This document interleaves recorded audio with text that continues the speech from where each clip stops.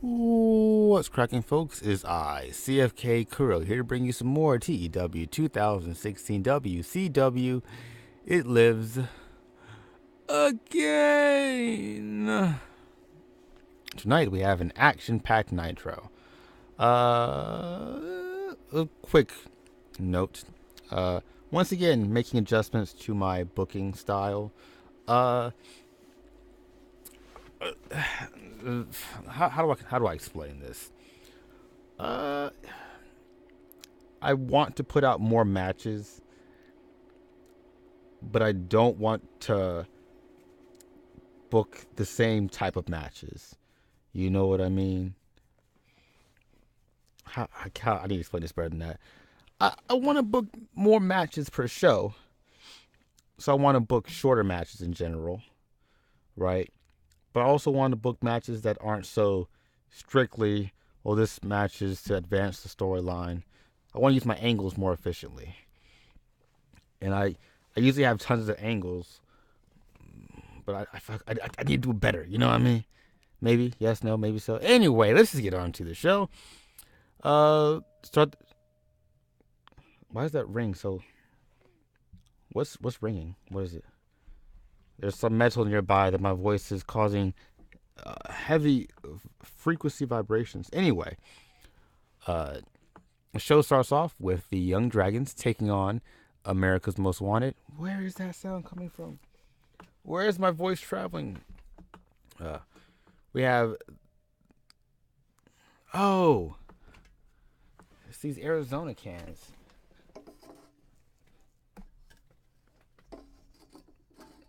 Right. Okay. Ah, jeez. All right. Okay. Young Dragons taking on America's Most Wanted in tag team action. We have the Hurricane taking on La Parca in cruiserweight action. We have Animal taking on Chuck Palumbo in singles action. We have Disco Inferno taking on James Maritato in singles action. We have Hugh Morris taking on Chavo Guerrero Jr. in, guess what? Singles action. And our main event, we have Jeff Jarrett taking on Sting in, wait for it, singles action. Are you ready? Well, this is a wonderful way to start the show off. The show starts with Ric Flair, AJ Styles, and Jeff Jarrett down in the ring. Ric Flair is basically explaining why he decided to drop. Why he decided to drop Air Paris. Says that Paris was dead weight, always had been, right? He's like, when you look at Air Paris, what do you see? You see someone who's average, okay? You see someone who doesn't have it. You see someone who's lacking flair. You see someone who lacks in-ring ability, all right? But when you look at AJ Styles, yeah, that's right, his name is AJ, it's not Air. Took the name Air just so he can be stuck with a lame partner like Air Paris. AJ Styles, when you look at him, you see someone who is phenomenal. All right? You see someone who has a chance to be one of the all-time greats. AJ Styles is the future, and Air Paris was nothing. All right? Jeff Jarrett grabs a mic. He's like, you see, if you're going to associate yourself with the chosen one and the nature boy, you have to be above a certain caliber. And I learned the hard way that sometimes people you may think are important, they're really not. You know, I used to hang around with Ron and Don Harris. They never did anything. They were big, but they were nothing special. Air Paris was never anything special. All right. He's not a chosen one. He's not the nature boy. And he's not phenomenal. All right. So you drop a dead weight like you drop dead weight. All right. And then Sting and Diamond Dallas Page come out. All right. Sting, of course, has a match with Jeff Jarrett later on tonight. But also they had a tag team match a few weeks ago. Or last week, actually. On Nitro. Sting says Styles, Oh, Paris too. I warned the both of you that Ric Flair is just going to use you and manipulate you from the beginning. I didn't know that this egomaniac Jeff Jarrett was going to get involved. But I warned you, and you failed to heed my warnings. And Styles, I'm going to warn you again. These people are going to use you. All right? They don't care about you. They care about what they want. And that's gold. That's all. That's everything. That's it. And to stroke their own egos. Styles, you don't have to be the same. You don't have to be. You can avoid this. Just come down to me and Paige. And then Paige grabs the mic and he's like, Styles, I've seen your work, kid. All right, you really are a great wrestler, but you're not like these two guys. You're not like Ric Flair. You're not like Jeff Jarrett. All right, I've seen you cheat before. Hell, I've done it a lot of times.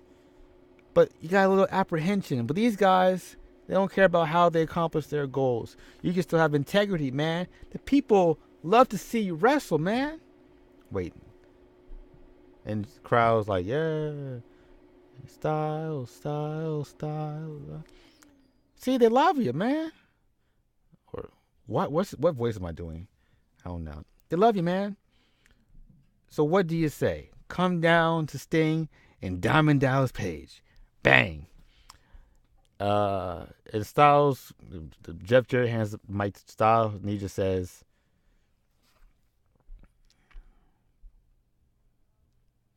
nah, that's it, kind of. Like, Sting's just like, disappointment. Diamond Dallas Page is like, whatever. But that's most of the segment. Flair kind of like tells him to run off. All right. We had a commercial break. That's what happens. Commercial break.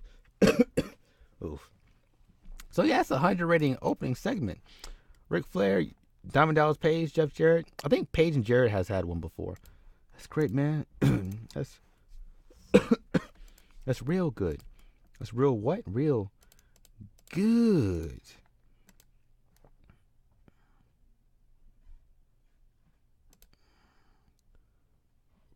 Right.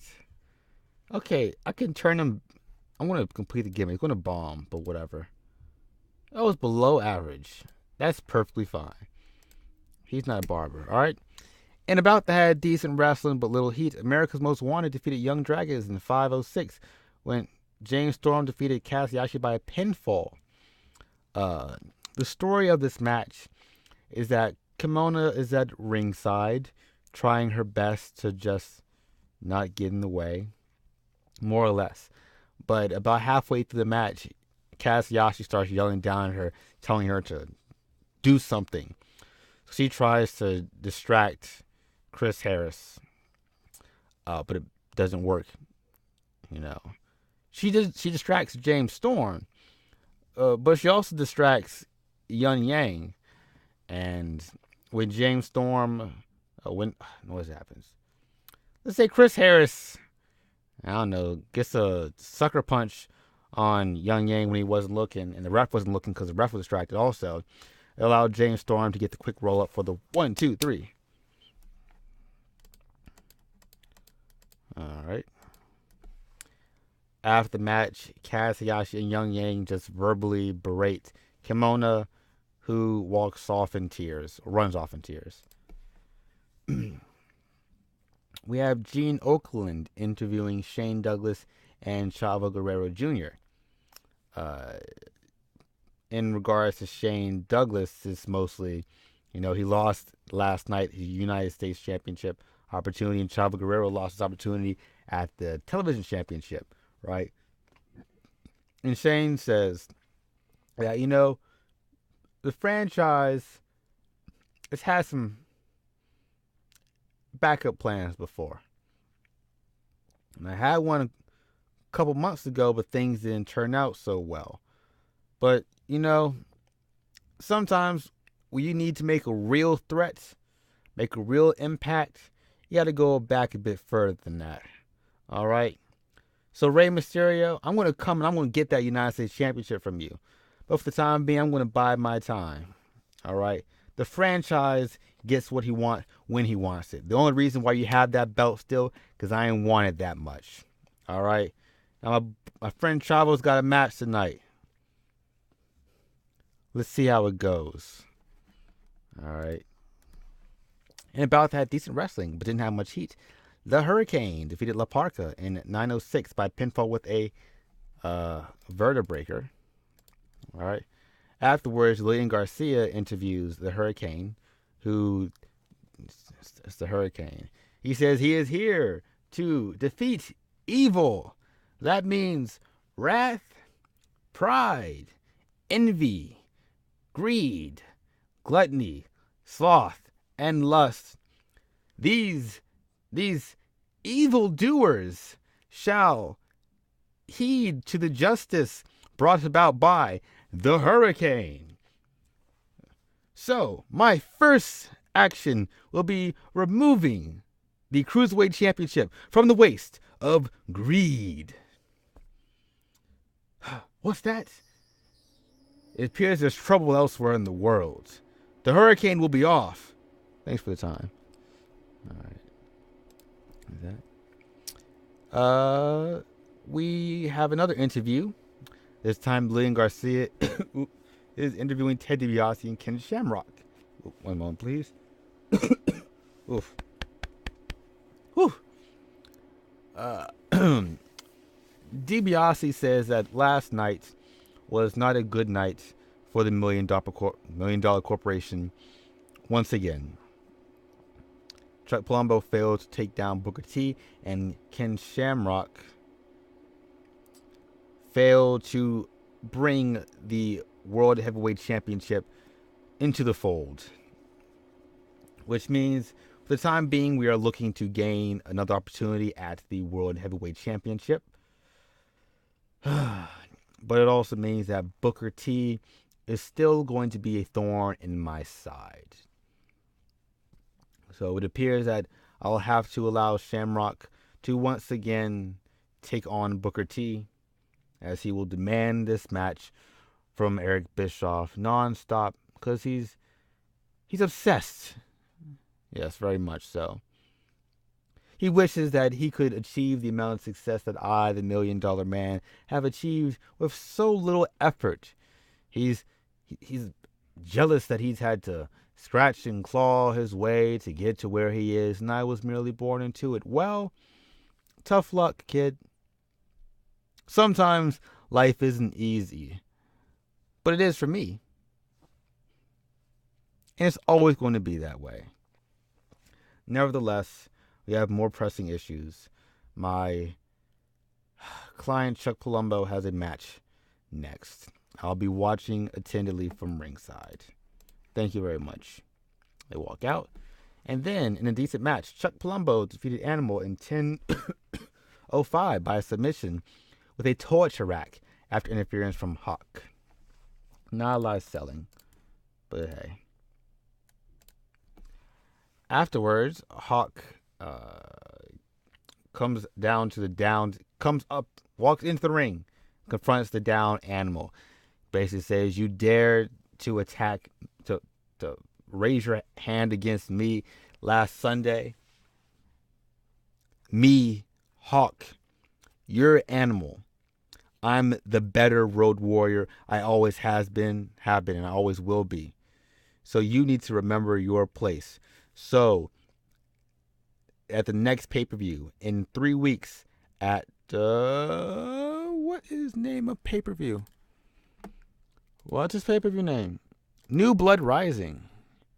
Yes, very good. At New Blood Rising, I'm challenging you to a one-on-one match. I already took out your stupid little partner. I'm going to show the world why Hawk is the real warrior. And that's that. And about that decent wrestling, but didn't have much heat, Disco Inferno defeated James Maritado in 6:46 by pinfall with The Last Dance. Unfortunately, they have very bad chemistry. If they had good chemistry, it'd been a good match, because Disco and Maritado are good workers. The lot of them. Yeah, it's just poor worker chemistry. After the match, Disco Inferno and Alex Wright get to the ring with a microphone. They call out Lance Storm and Mike Awesome. All right.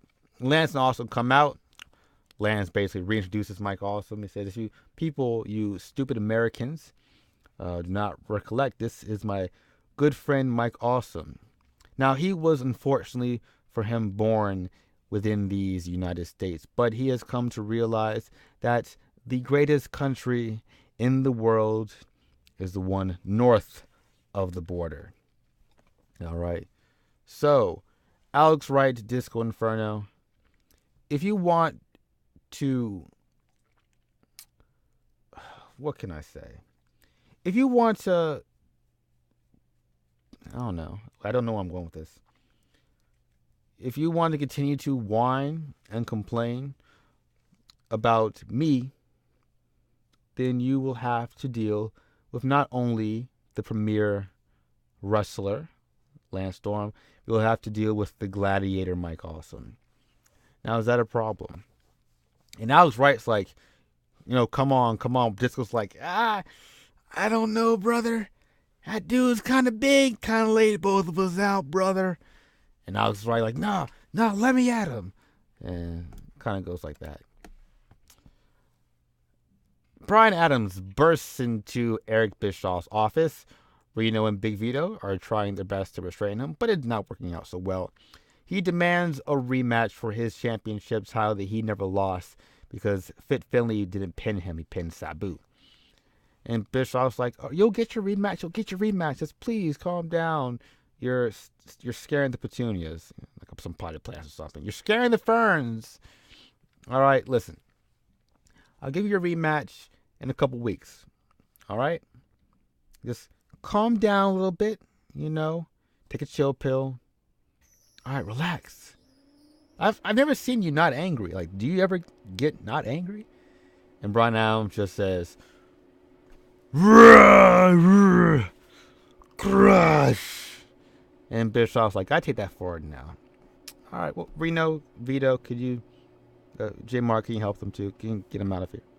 That's that. And about that, great wrestling and a decent reaction from the crowd, Chavo Guerrero Jr. defeated Hugh Morris in 8:31 by pinfall. During the match, we also had Bam Bam Bigelow come down to ringside. So, Chavo, Bam Bam, and then Shane Douglas come out, put the boots to Hugh Morris before Lash LaRoe comes out to try to go for the save, but it doesn't work out so well because Bam Bam's big. But then Van Hammer comes out, who was once a part of the Misfits in Action as, Private Stash? Or he had to change his name because he was complaining about he didn't want to be a private, want to be higher. Anyway, he comes out, try to make the save. Doesn't work too well, but he manages to get Bam Bam to stop, and the two have a stare down. So that's that. So Bam Bam's back. Backstage, we are in the dark room where Evil cut their promos. Rat seems particularly agitated for some reason. Don't know why for sure, but he doesn't seem to be in a good mood. Nevertheless, he says, Sunday, I took out Ken Shamrock and Diamond Dallas Page again. Now, I understand this next pay-per-view is called New Blood Rising, and it will only be fitting if my next victim will be some new blood. Okay? So, Eric Bischoff, Evil demands that you bring us a contender next week. I want to know who the next victim of evil, the next victim of the 7 deadly sins will be. Okay? If anyone wishes or desires an opportunity to fall at the hands of wrath, then please put your name in the basket. Laughing. Yep. Evil laughter. And then the main event, and about to have fantastic heat and great Teresaru. Jeff Jarrett defeated Stang in 15:45 by pinfall when Ric Flair distracted Stanger. Physical decline, inconsistency. I feel like they should be getting higher matches. Higher rating numbers. Anyway, after the match, Ric Flair, who was at ringside, gets into the ring and he starts putting boots to Sting. Jeff Jarrett, wait, I did this angle basically already. It's a beatdown angle, but Diamond Dallas Page comes out, but then more importantly, Air Paris comes out. And 84, up in 28 regions. Book ended by Jeff Jarrett, not Jeff Jarrett. Well, they are Jeff Jarrett. Book ended by this new conglomerate. Whew. What is this unread email? Mike Awesome says, Meritado's small. I mean, he's not big, but you're kind of huge, brother. All right, we'll be back with Thunder. All right, we are here in the Pine Bluff Center in AR is Arkansas, right? Arkansas. Anyway, Conan and BG James come out. I haven't seen them since Sunday, but they said that after they got attacked by Il Skipper and Romeo, they are not going to let those two punks, those two wanksters, get away with it. So if they ever catch them outside or inside WCW, there's going to be a throwdown. You know what I mean? That's that. And this bout has subpar wrestling, little heat. Bam Bam Bigelow defeated local talent Aaron Stevens, 3:30 by pinfall with a powerbomb. Most just toying with the kid. Afterwards, Shane Douglas, Bam Bam, and Chavo Guerrero come out, cut a promo together. Basically, Shane Douglas is like, now, this right here, Bam Bam Bigelow, one of the best big men to ever grace WCW. This man is a threat. Chavo Guerrero Jr., part of a lineage of elite luchadors. This man is a threat, and I'm the franchise, and y'all already know I'm a threat. The three of us, this is the triple threat, all right? And anybody in WCW that thinks they're going to get one over on us will think again. Just then, Hugh Morris, Lash LaRoe, and Van Hammer come out. Hugh Morris takes offense to the attack on Monday. Lash LaRoe and Van Hammer are there as part of his backup. He basically says, if you guys are a threat, then the MIA are going to have to put down this threat. You understand? Like, understand, Captain Cajun, yes, sir. Private Stash, yeah, I guess. I just want to fight the big guy. And that's basically it. Have a little stare down. And about that, decent wrestling, but little heat, Super Crazy defeated Tony Mamaluke in 69 by pinfall with a crazy bomb. Then we have a backstage interview. Lillian Garcia is interviewing Greed, Sloth, and Greed, basically. Sloth and Gluttony to his size. Greed basically like, the Hurricane. You honestly believe that heroes ever win? Listen, I don't care who's behind the mask. It doesn't matter. This is Greed's story, not the Hurricanes, not Taka Michinoku's, not anyone else's. If you want to try to take this gold from me, I dare you to. And let's see just how far your story can go before it gets canceled. Oof. There's a little announcement.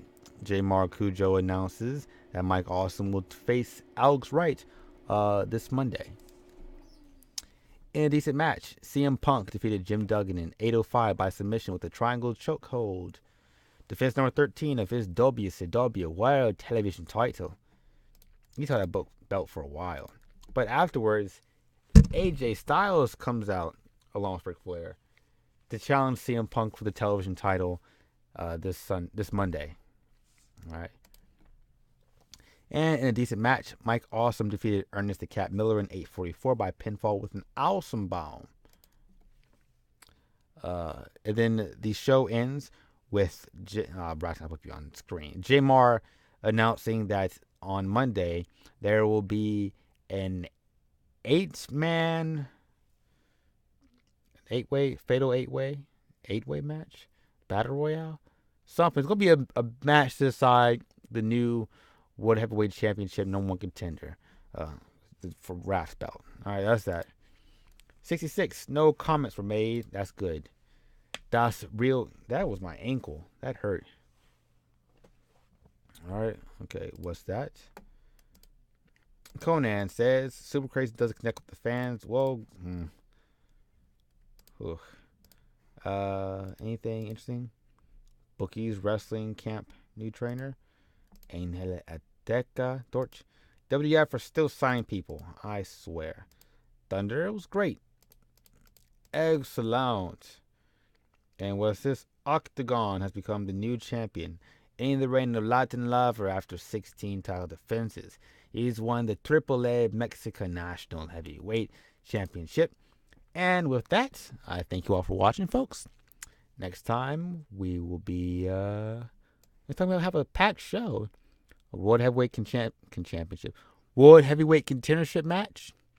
Mike Awesome versus Alex Wright. And Punk versus Styles for a television title. Ooh, sounds amazing. Thanks for watching, folks. Bye-bye.